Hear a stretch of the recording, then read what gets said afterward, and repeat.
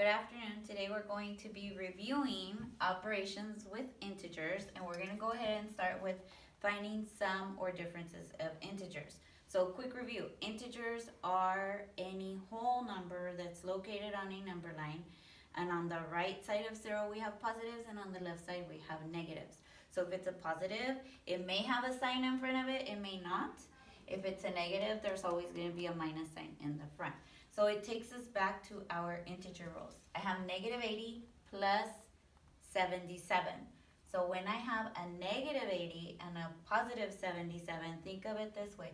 You owe $80 and you pay $77 to get rid of that debt. So how much do you owe?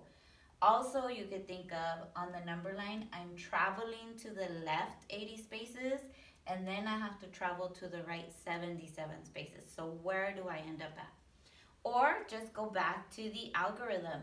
I see different signs is a difference. So what am I supposed to do with the two numbers?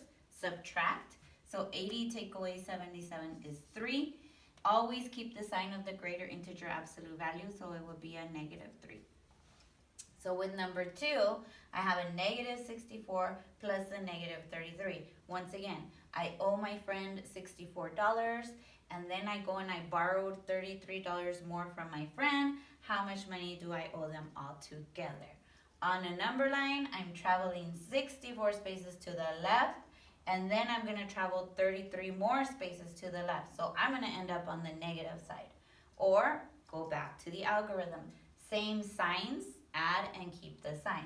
So 64 plus 33, it's a negative, same sign, sum. So I'm going to keep the negative, and then I'm just going to add the 64 and the 33. So 4 plus 3 is 7, 6 plus 3 is 9.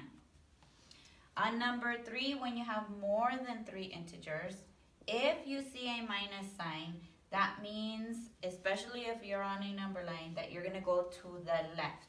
Or let's say you're even walking backwards. So I like to show the students that I start at 0 and I go to the left, but then if there's another negative, that means that I'm turning left again. So I end up going to the positive direction. So starting with the positive 15, that brings me to negative. Watch this cool little hidden trick. A negative makes a positive. So I always also tell them add a line, change the sign. Again, here's another minus. So I'm going to add a line, change the sign. So when we do that, we see that I have same sign sum. So I'm going to go ahead and add all of them together.